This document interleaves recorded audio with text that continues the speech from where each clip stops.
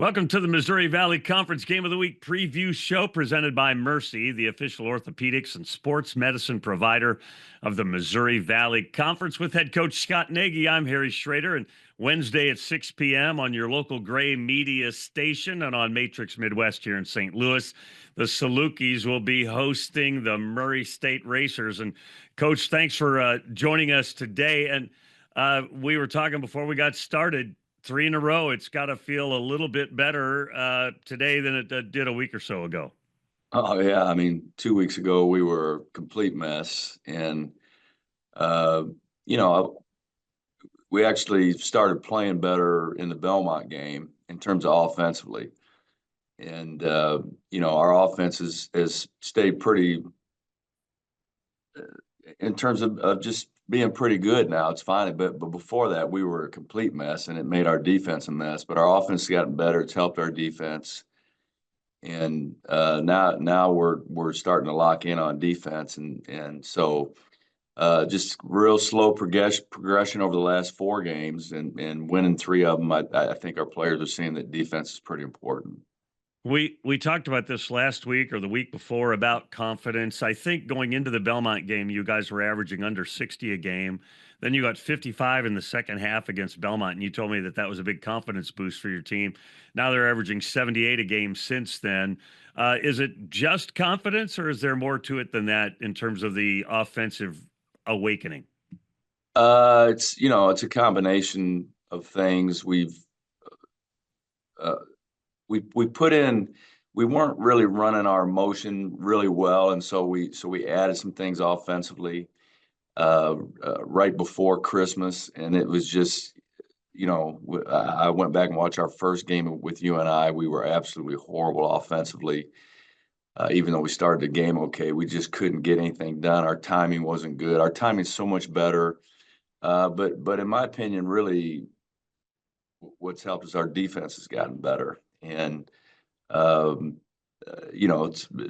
could be embarrassing to admit it. It's not, but I've always seen myself as I'm a defensive minded guy, but I mean, we just weren't very good defensively. So I turned it over to my assistant coach, Steve Hawkins, and I'm kind of out of it, and it's gotten a lot better. So I don't care but because our defense is better, it just gives us more opportunities to run, play faster, because we're getting more stops.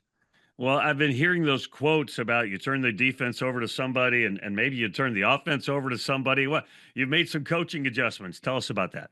Yeah, and that wasn't easy for me. I'm used to kind of being in control of everything, and now I feel like I'm in control of nothing except, just the motivational side of it. But it's also taken some pressure off me too, not having to just think through every single possession, every game, and But I see more pressure on my assistants now. They're more fired up, but it's helped me because the offense that we're running now is not something that I've ever run, and so I have an assistant that has run it and been a part of it. And as we've slowly moved on, we've adjusted to it, and the players are playing very well with it. And we also have gone to a smaller lineup, which I think has helped us, playing Jarrett at the 5 instead of the 4, and 4 guards really around him. And then I'm trying to even stay completely out of the defense. Other than if he asks me a question how I want to guard that, I just tell him, you do it. I mean, things are working. And so I'm really not in control of our practices like I'm used to anymore. And so it's a big adjustment for me, but sometimes you just, I think as you get older and you've been around it so long, it's a little harder to adapt because but I'm not, I don't have such a big ego that we have to do everything my way. And it's working for us. And so I'm fine with it. When I crunched a few of the numbers, I noticed that Deba obviously is a scorer, but the last 4 or 5 games been rebounding more and handing out more assists. Is his game just coming into focus? Is he more motivated at other aspects, or is it that's just a quirk in the numbers? Well, the rebounds come from the fact that we need him to rebound more now that we're smaller. He's got to be more involved in that, and really it shouldn't just be because we're smaller, but with us being smaller, he's probably the next tallest player. But he's a great athlete. He really is. His first step is as good as anybody I've ever coached, and he really is a great athlete. And he can do all those things. He can rebound. He can when his mind's set right. He's an unbelievable defender, and just a very explosive offensive guy. But I think because of the way we're playing smaller, it's giving him more opportunities and all that stuff. Kennard has 24 and 10 during your last game, and I think 3 out of the last 5 games he's had 10 rebounds as well. Just for people that are going to see your team on Matrix Midwest, talk about what Kennard Davis brings to your squad.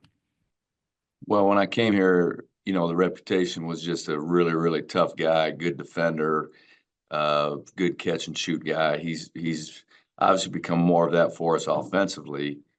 He's 6'5", 220 pounds. I mean, he's put together. We're playing him at the point guard right now, and it's not even close to his natural position.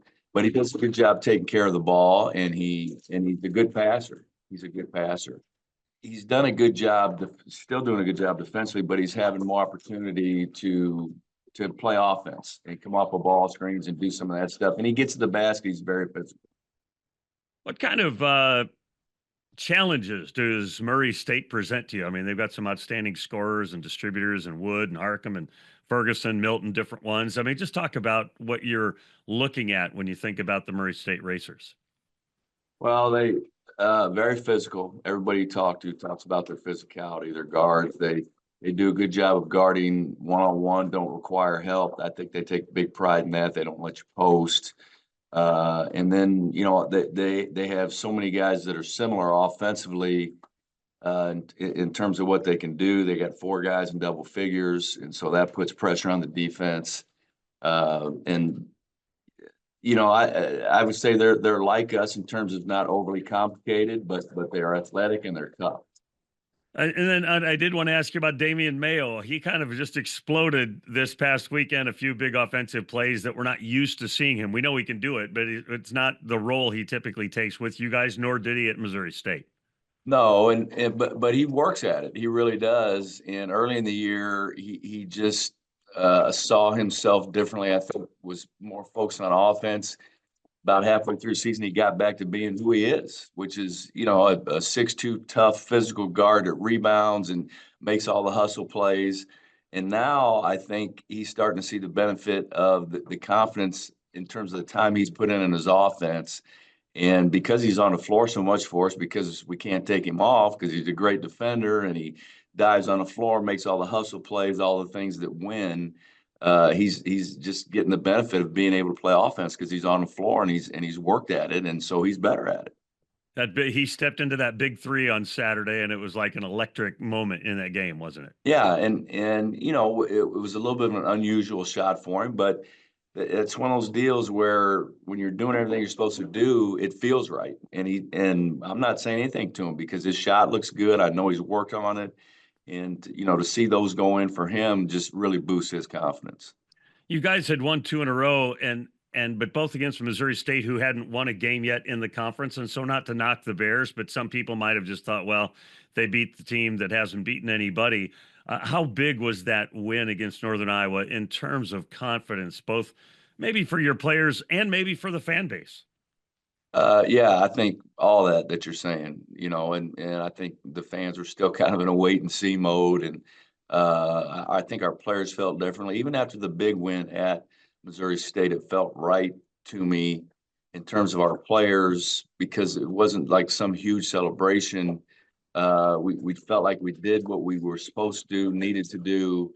And so I think the whole team is just starting to think differently when we go into games.